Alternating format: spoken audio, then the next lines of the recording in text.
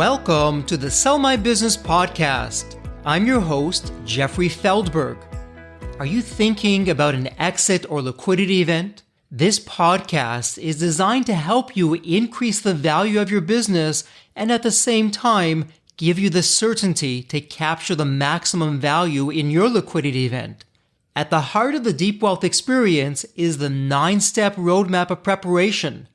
Learn and master the same strategies that had me say no to a 7-figure offer and a short time later say yes to a 9-figure offer. In the words of a business owner who went through the system, the Deep Wealth experience was hands down the best program I've ever participated in. To learn more about the 90-day Deep Wealth experience, please visit www.deepwealth.com/success. Jon, welcome to the Sell My Business podcast. I'm really excited to have you with us today. And for our listeners, here's what you're in for. Jon has a very unique perspective. Are you thinking about raising some capital? And I definitely know you're thinking about selling your business or having a liquidity event.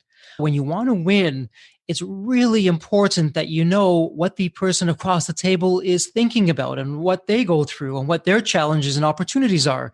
And that's exactly what you're going to find today with Jon. So Jon, welcome to the podcast. Such a pleasure to have you here. Why don't we start with the story behind the story, Jon? How did you get to where you are today? Thanks for the invite, Jeffrey. I really appreciate this. I've been following you on LinkedIn and I love your podcast. Thank you. Thank you. I've been an entrepreneur all my life. Entrepreneurs go through ups and downs, but I started way back in engineering school at Northern Arizona. And then I worked for software companies for a number of years, small companies, big companies. At some point, I just got together with my CEO, said, hey, this is in the .com era. And I said, hey, let's build a company. It was a marketplace company called TurboSquid. It sold 3D assets to animators. It's buying and selling. This was just after eBay. So there was nobody writing blogs about KPIs or metrics then. We just had to find some inventory and we had to find buyers. And that took a long time to get together. We raised capital from Intel and Kodak just tagged along there because they were trying to get out of film and they put some money in and a local VC. So we raised that company and that's doing well. It's the number one marketplace in the industry for 3D assets and just recently sold to Shutterstock. So that's a nice deal there. And then we just kind of migrated into working with startups, raising capital for them. A couple of years ago, I started working with a buddy of mine who is an attorney out in San Diego. We started with investor relations, helping companies sell the story on stock. And then we migrated into working with OTC companies, over-the-counter, otcmarkets.com, and looking for companies needing help raising capital and helping them do M&A work for their business. So that's where we're at right now. So you've run the full gamut here. You started a company, you built that up, got that out there, all the challenges with that. You recently sold that. That's wonderful. The important thing here for our listeners is that you've been down this path and that you've done that and that you can relate to what a business owner goes through from really start to finish. Jon, as you're going out there right now, let's firstly start with what you're seeing today. Yeah, so we're seeing a couple of things. If I look at the OTC markets business, I mean, that's AAA clubs for baseball to the major league, but OTC markets, there's a number of businesses out there that would like to grow and just need help to grow. And the OTC markets is actually cleaning that market up. OTC markets was attacked maybe 10 years ago by the Jordan Belfort guys with all that toxic debt and the raising capital and the crazy stuff that he did and that stuff. And the SEC is cracking down on all toxic debt lenders. They should see their demise in the next year or two. They're just going to stop those guys. You've got to be a broker dealer to be able to go from debt to equity. So they're moving those guys out. So the OTC market's cleaning up. This is one data point we look at.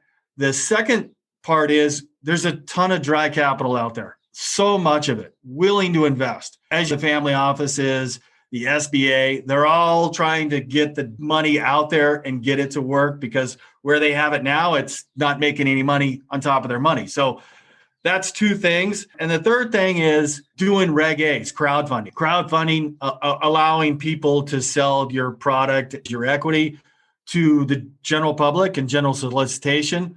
That could be accredited, non-accredited investors. Getting access to millions and millions of people to look at your stock is at the click of a button. That is part of the business, and getting in front of millions of people to just look at your product and your niche is so much more available today. So those 3 data points change what your capabilities are on growing your company today. And so that's interesting, Jon. Let's take it from the beginning. And here's the question for you. A business owner comes to you, they have a business, they want you to help them with that. As you look at the business, as you look at different deals, depending on who you speak to, the failure rate for businesses that are looking to have a liquidity event can be up to 90%. And that's not an accident.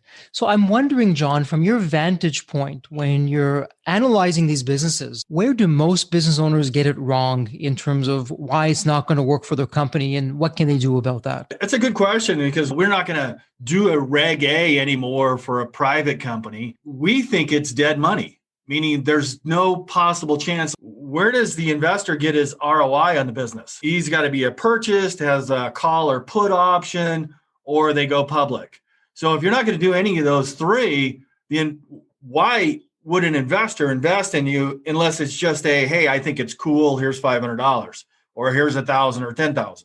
We don't do that anymore. We look for companies that are going public, and they have to have momentum, $5 million revenue, they're profitable, and they got a big email list or a big customer list, because that customer list is really critical, that they have a good brand reputation on the social media platforms, because one of the first places you go to raise capital is the people that buy your product or service. So we moved away from private companies to public or going public companies, and the companies with momentum. That's our niche right now. What I'm hearing you say is you have a presence on social media. It's easy for other people to find out about what your company is doing.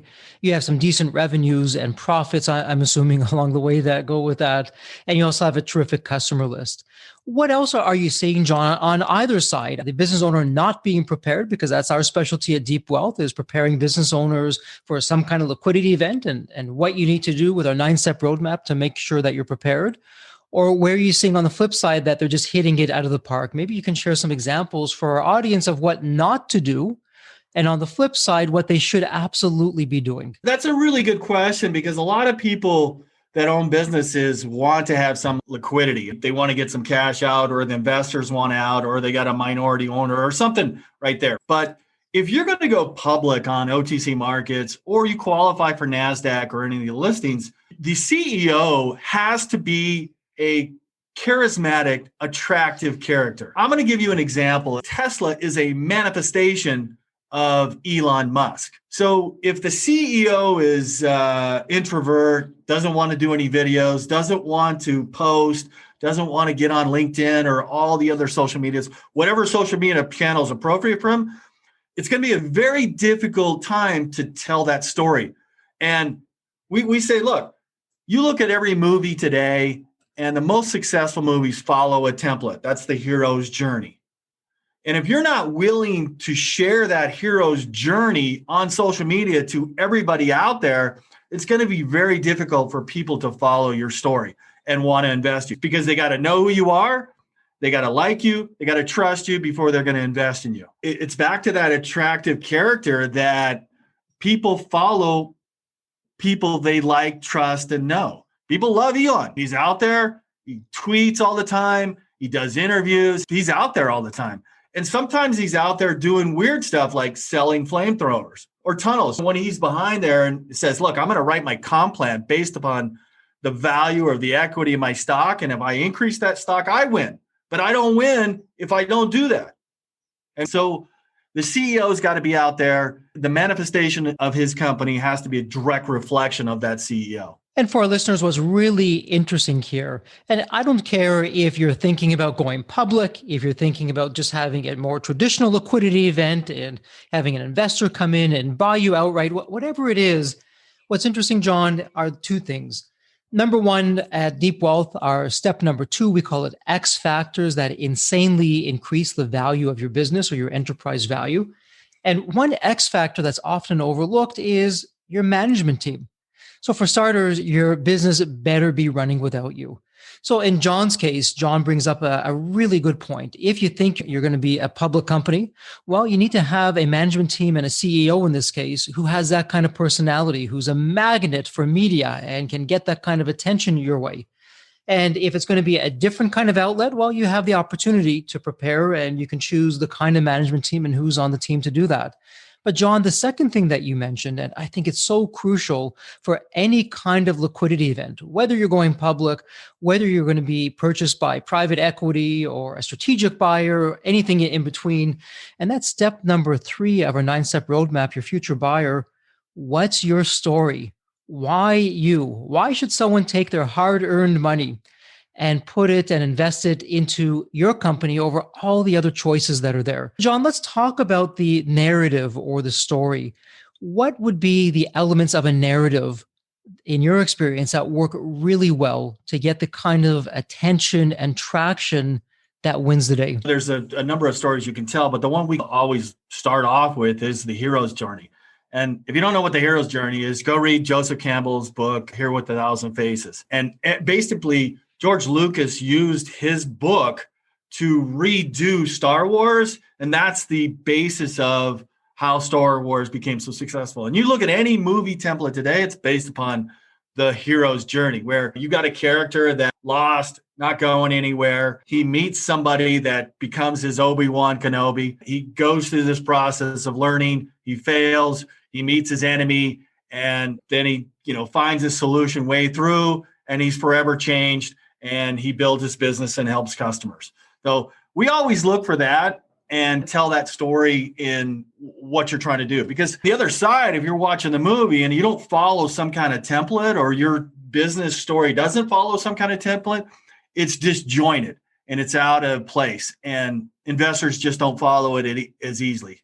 So that's what we look for. But there's other stories we look for. Customer testimonial story, came back from tragedy story, whether it's 5 business losses in a row. We look for all those 3. And John, what's interesting and what you said is so true. Given the choice, people prefer to do business with friends as opposed to strangers. And so you have a terrific story. Well, now they're getting to know you. They can relate to you. They can empathize with you. And one of the things that we talk a lot about at Deep Wealth in your liquidity event, be vulnerable. Talk about, hey, this is where we really messed up and here's why. But here's how it could be made even better with your expertise or your capital or your talent. People want to hear that. People want to see that and know who they're dealing with and what that's going to be all about. So John, let's now switch gears. And this would be step number 3 of the 9-step roadmap at Deep Wealth. And as I like to say, if you want to see a grown adult cry, you mentioned these 2 words, due diligence. It's always easy to talk about companies that just hit it out of the park.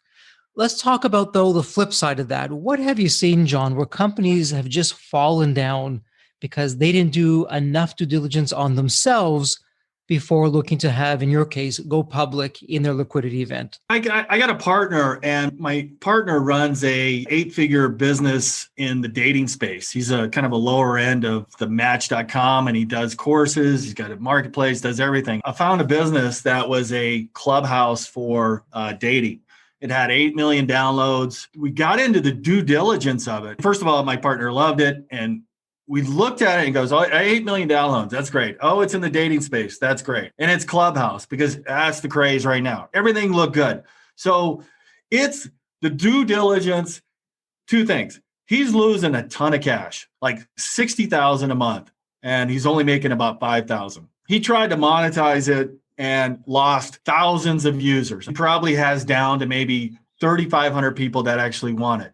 So the cash flow was ugly. We're not going to bring that on and just be responsible for that. And then he tells us the technology that allows the audio, that in between technology, is owned by a Chinese company.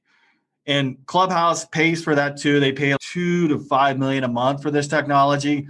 And he said, look, we had to use it. Clubhouse was using it, but we want to go around it and build our own. Okay, so you're trying to sell us a technology that you're not even going to use in the next version of what you're working on?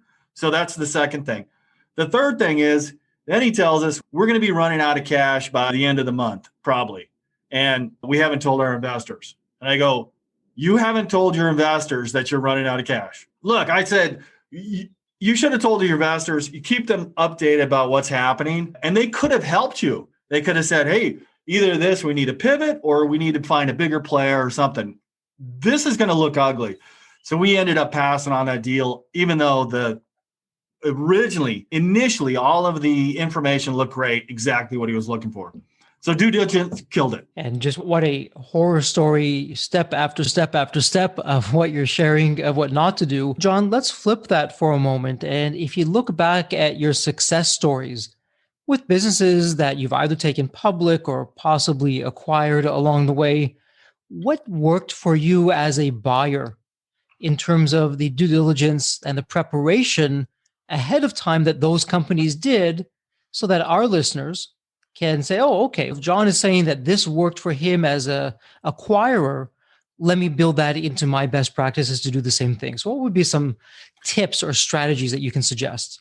Yeah, I got to tell you, I'll give you the most recent one. It all came down to the people and the individual behind it. The CEO we're working with at a healthcare company that just uplisted to NASDAQ, ethical guy, patient guy, serious guy, an ambitious person, all of those looking together. And he said, look, this is what I want to do. I want to build $1 billion company. And then he executed on it. He said, look, we're going to do this and this time, and then we're going to uplist, and then we're going to acquire this, and we're going to do this and this. And you could see the traction from these creative actions he's taken. I say, okay, that's proof right there. And then just getting to know where he wanted to go, how we could help him. So I knew of another piece of technology that was mostly face-to-face clinics. And I have another business partner for another business that I work with. It's got a telemed solution for that industry. And it's not just a Skype app. It's a little bit more with the blockchain effect. So we put this technology in front of him, and he loved it because of where it sat. We basically delivered it on a platter for him, and we've got an LOI and a term sheet on the table for that piece of technology. Getting to know the CEO and where they're going, the character of them, and asking questions like, what are you looking for? How can we help? And be of service to him and understanding exactly what he needs to accomplish that goal. Because he goes, I'm not going to get involved in running the business. He's the who, not the how. And once we knew that, we could deliver something to him. So that's an example. And what a terrific story. And it really highlights a lot of points. And for business owners that are looking at having a liquidity event, and Jon, here's the question for you, because an acquirer is going to be looking at who's the founder or the business owner, got it, who are the members of the management team, and what are they like? And I suspect that most business owners, before they go to a liquidity event, they're not doing background checks on their people.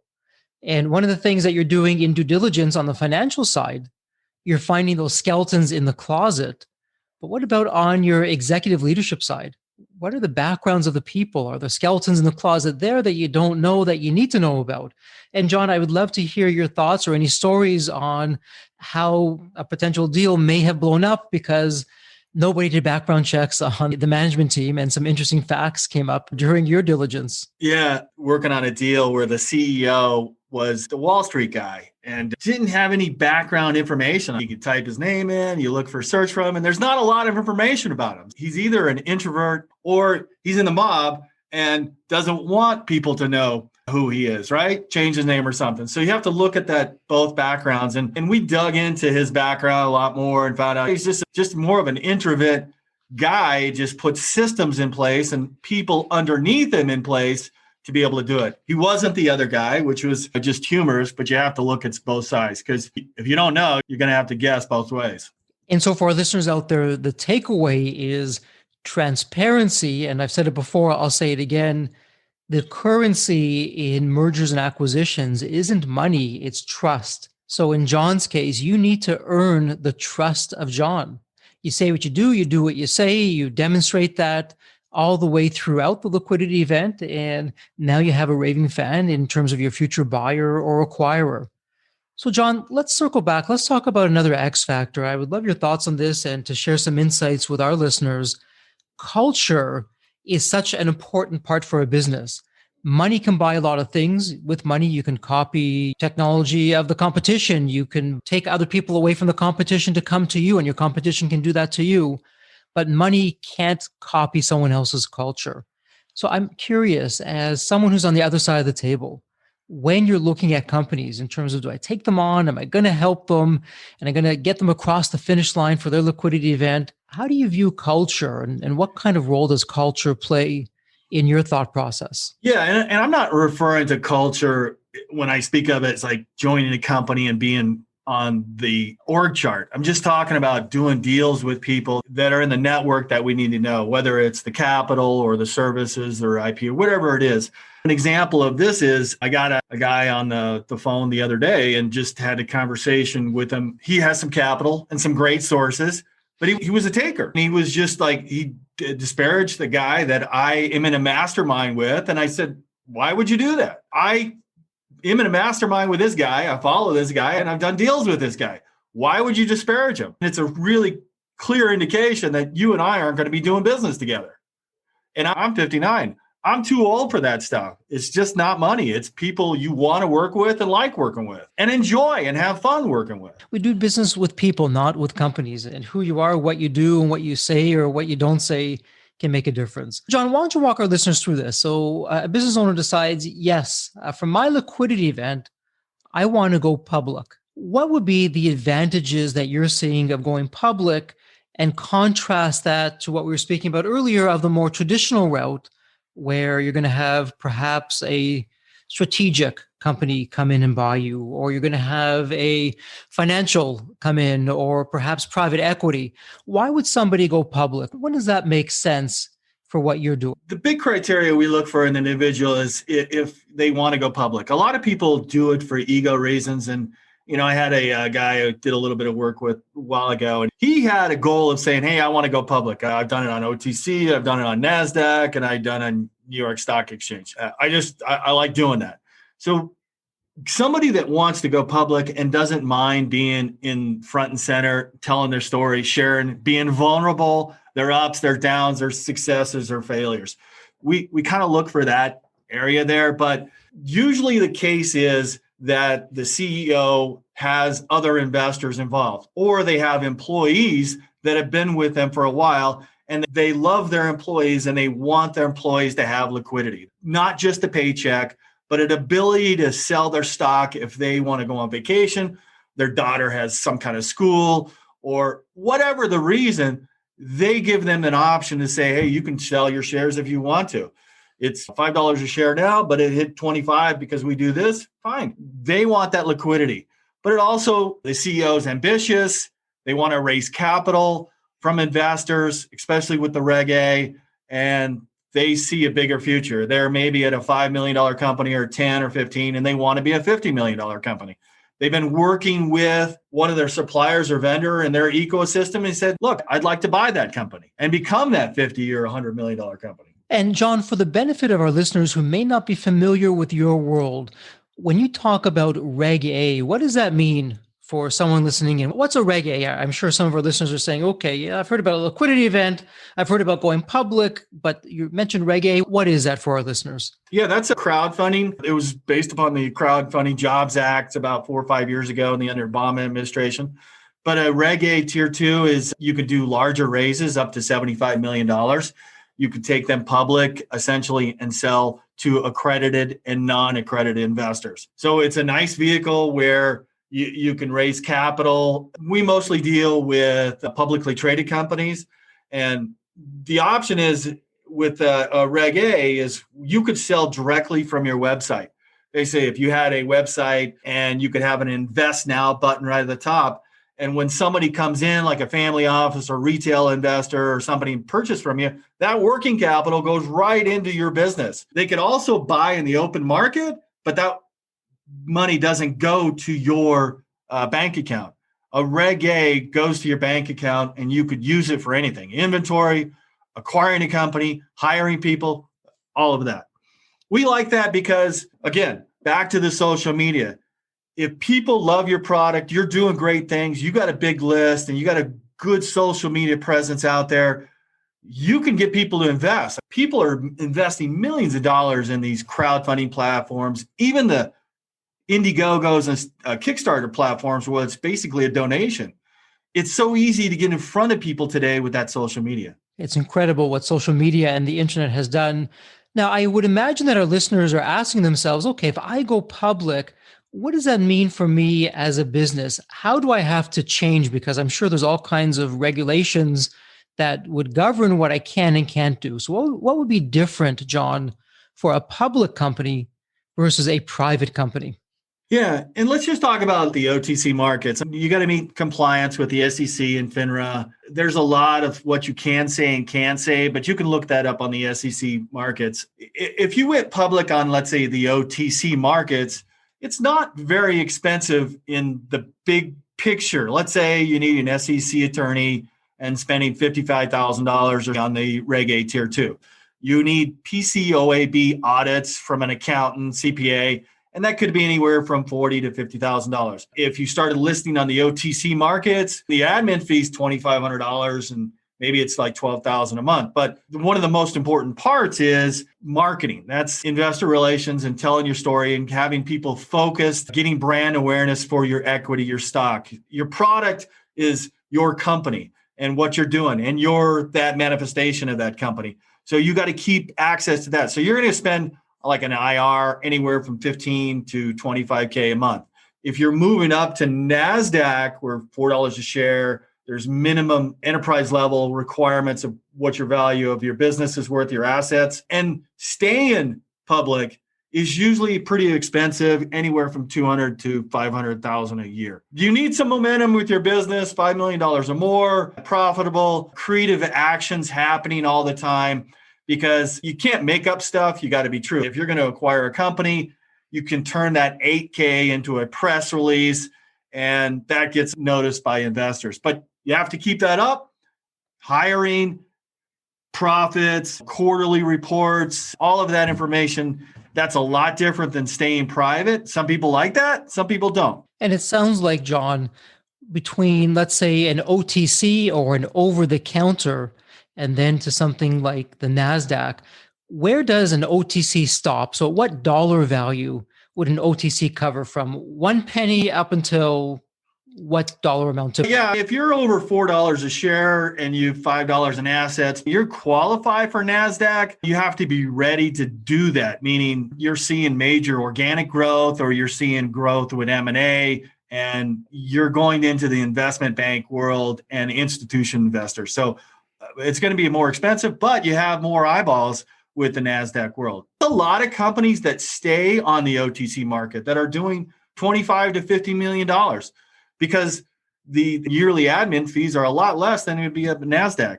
So it's up to the CEO and the board where they go up or not.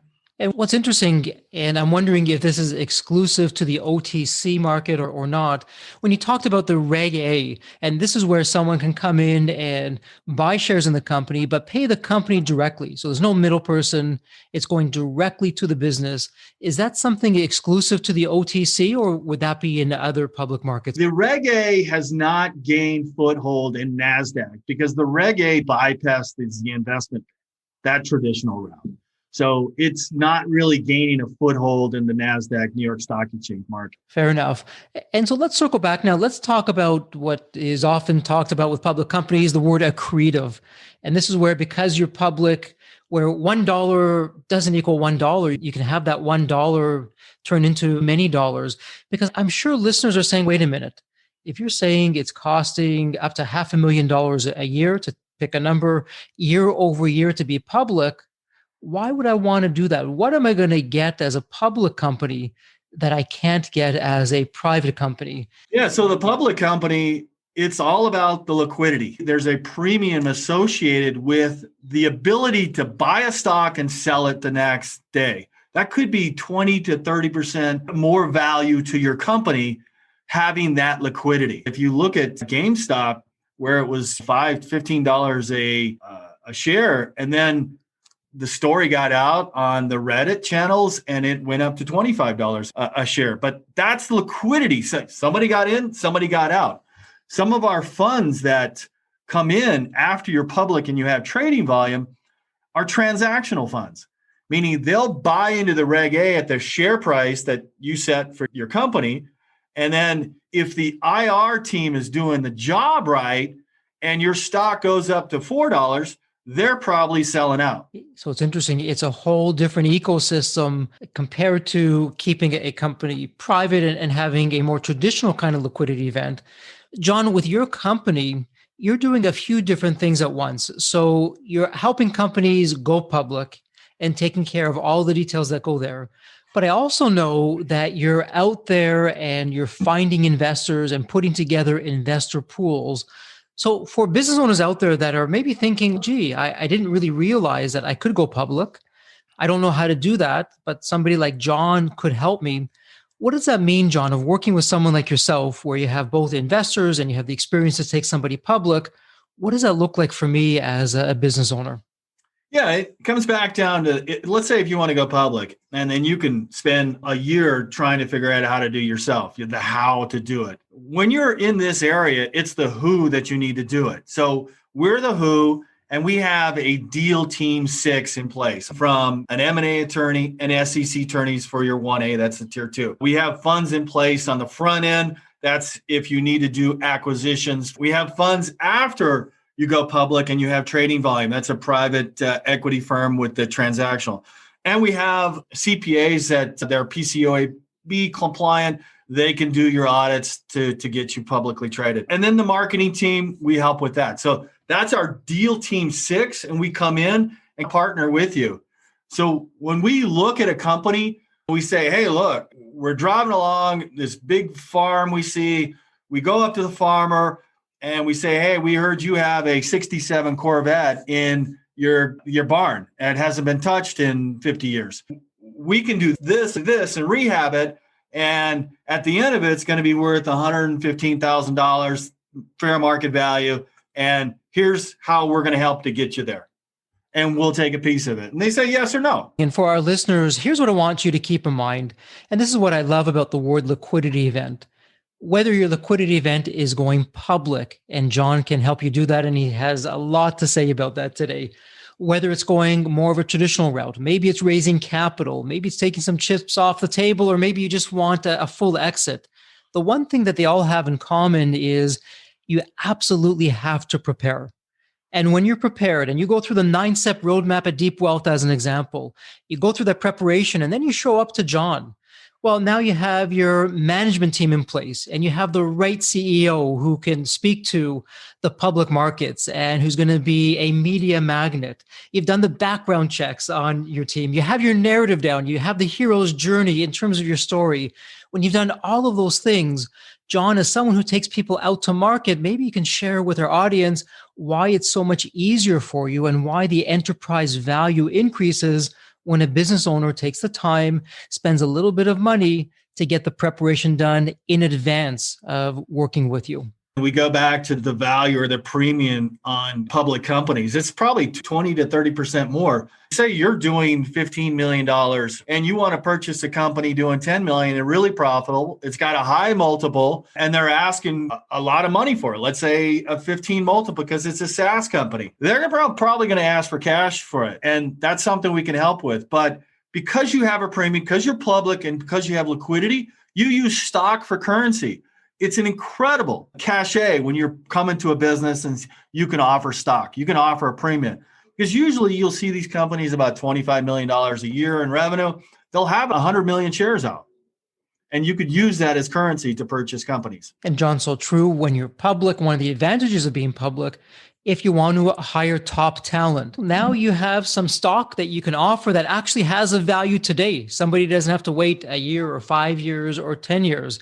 If you want to buy another company, there again, you can use your stock and not have to pay all the upfront cash to do that. So many advantages when you're public, and you have publicly traded stocks that you can use as leverage to help supplement whatever the kind of deal is that you're going to be looking to do. So Jon, as we begin to wrap things up here on the interview and you take a look at where things are today and where the public markets are going, for a business owner who's on the fence of, well, do I go public or do I do more of a traditional kind of liquidity event? what would be some words to the wise? You got to be really sure that you want to go public, that you're that individual that doesn't mind being out and vulnerable in the public eye, because people are going to ask you questions like, where did you fail? And you've got to be constant. There's a lot of cash available out there to going public. There's a lot of resources out there, and money loves momentum. So if you're out there, you've got to be thinking about how to grow fast. And let's say you're going to be on the planet for the next 5 years. How do you take a 20-year plan and put it into 5 years? Through acquisitions, organic growth. Look at John Chambers over at Cisco. How many acquisitions has he done to get his value of his company? I think it's over 100.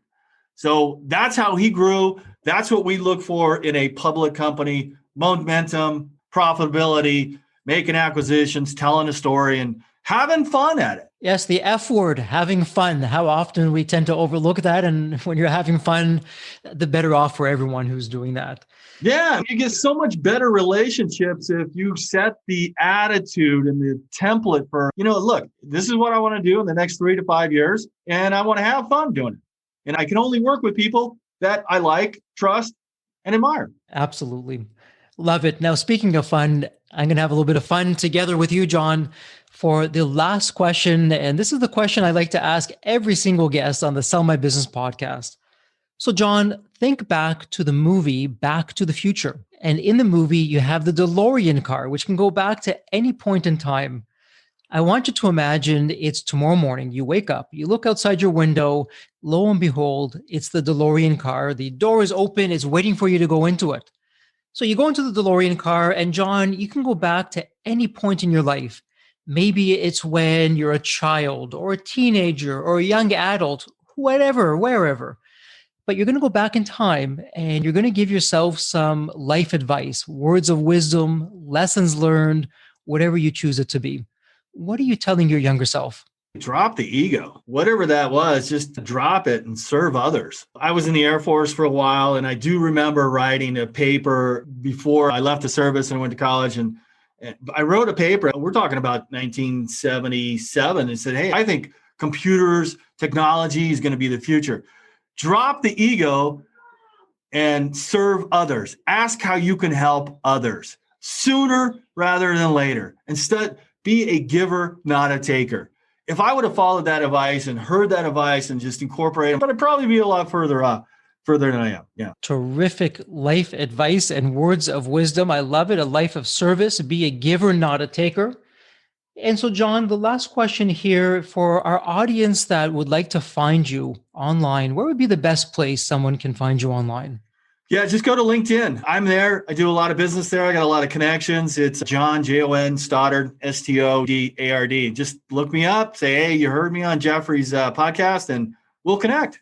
Terrific. And for our listeners, I will put all that information to make it easy for you in the show notes when you come to the Deep Wealth website. Jon, thank you so much for taking time out of your day to share your insights and your wisdom with the Sell My Business community. Really appreciate that. And as always, as we head out of this podcast interview, please stay healthy and safe. Thank you, Jeff. I really appreciate it. Really grateful for this opportunity to talk to your audience. If you're not on my email list, you'll want to be. Sign up at www.deepwealth.com/podcast. And if you enjoyed this episode of the Sell My Business podcast, please leave a review on Apple Podcasts. Reviews help me reach new listeners, grow the show, and continue to create content that you'll enjoy. As we close out this episode, a heartfelt thank you for your time. And as always, please stay healthy and safe.